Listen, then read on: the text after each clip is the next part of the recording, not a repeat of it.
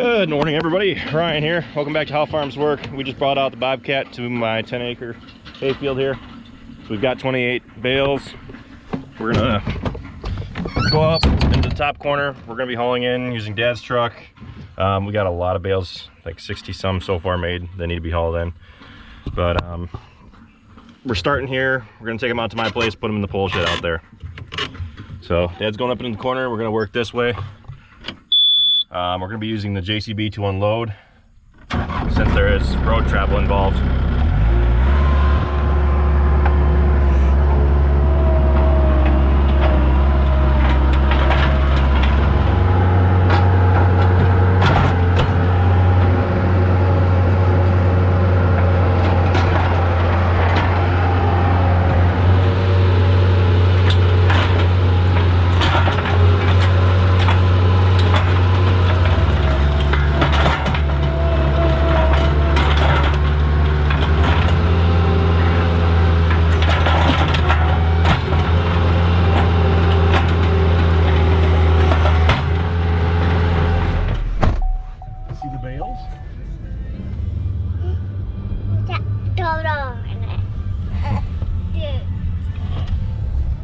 Is this truck gonna do it, or are you gonna need to go get my Denali to do this job?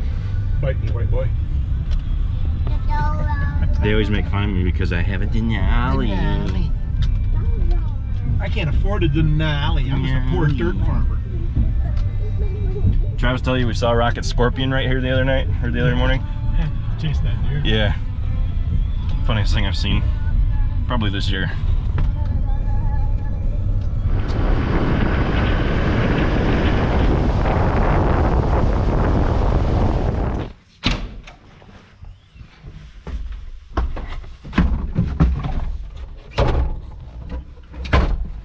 Now, I'm going to be using the pallet tines, pallet forks. The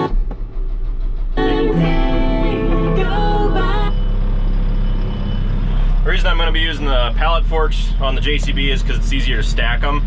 With the bale spear, it's nicer to have it out there if you're going to be loading the bales onto this bale carrier, because you can just set them on and pull it off. Whereas with the pallets that are on the Bobcat, you kind of got to finesse it and finagle a little bit.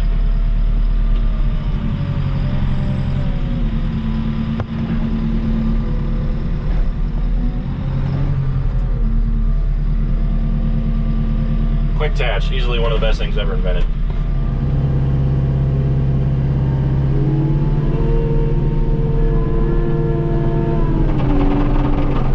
Well, the other day I came out and cleaned out the pole shed of all the corn fodder and bedding.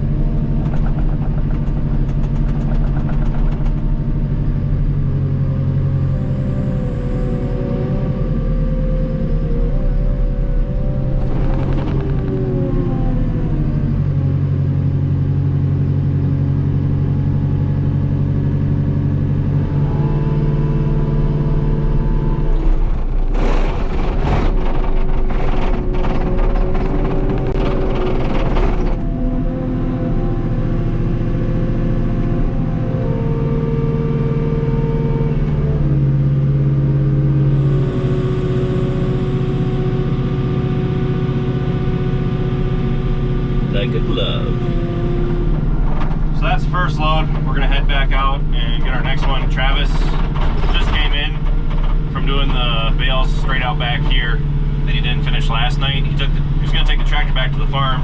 Well, he blew that tire. So when Dad and I were taking the Bobcat out to my field, he fixed that up and came out and finished making these bales here. And I'm not totally sure how much he's got total now.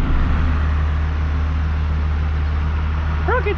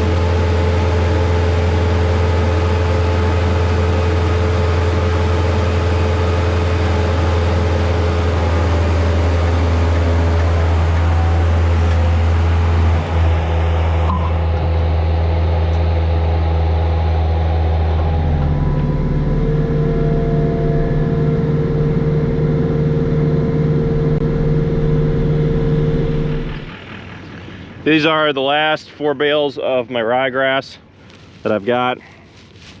Looks like pretty good stuff, except for the weeds. So Dad hopped in the Bobcat and he's taking that out to the 40. We're gonna go out there, haul some of the bales here, and then we're gonna drive the JCB out to the 40 if he wants to put some of those bales down at Travis's place. And then we're gonna take the Bobcat down to Travis's place, and then we can just move them between. So these are the last bales. I'm gonna move them around, kind of stuff them off to the side, because some of Dad's bales are gonna be going in here as well. We're gonna keep them out of the rain, and then once it freezes, we're gonna move the calves in here, so the bales will have to be pulled out. But by the time that happens, it should be cold enough to where it's not gonna rain and soak into the bales and kind of deteriorate the quality of them at all. So what we tend to do is leave them in during summer, pull them out when the calves need to go into the pole shed. But by then they usually stay pretty good quality outside for the rest of the winter. Now we've got all 28 of my ryegrass, mostly ryegrass. It was about a 50% mix of rye, timothy, and a bunch of other grasses. But I just call it ryegrass because that's the biggest, the most amount of grass in there. So we're gonna try to stack everything as full as we can get it, because the more bales that we stack inside, the better, because it's just preserving the quality. So we're gonna take the truck out to the 40. Dad headed out there with the Bobcat, so we gotta go meet him.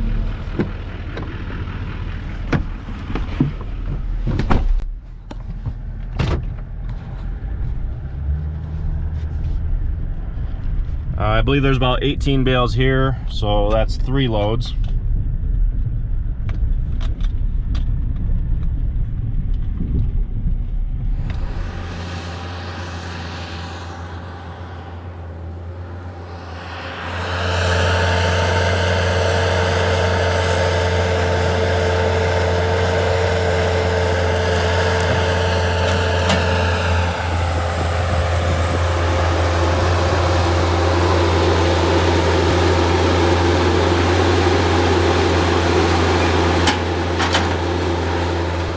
We're on the last load now at the 40. We're gonna go to my place, move those bales in, fill up the pole shed, and then any of the bales that don't fit in the pole shed are gonna go to Rockville to fill up those barns, and whatever doesn't fit there, we're gonna go down to British and put in down there. And then once we're done hauling bales from my place, we're gonna go down to British, because Travis said he's got like 50 bales down there to haul in. So it's probably gonna be a pretty later in the evening night, but we need to get these hauled in because they're calling for thunderstorms tomorrow, so we want to get them out of the rain.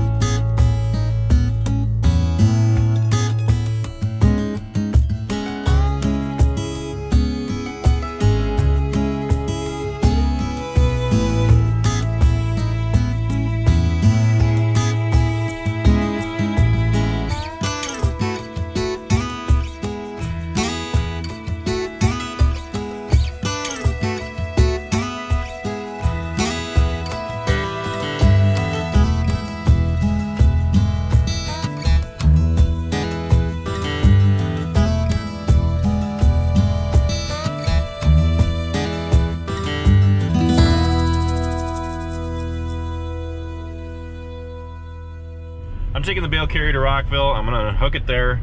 I'm gonna go get the trailer and bring that back to Rockville. And then we're gonna take the tractor down with the bale mover down to Travis's place because the hills are so steep down there. This truck wouldn't be able to pull the bales up the field roads. So we're gonna start hauling the bales in down at Travis's place. Hopefully get those moved in the next few hours here. And we just got back to the farm. Dad's on his way back with the Bobcat.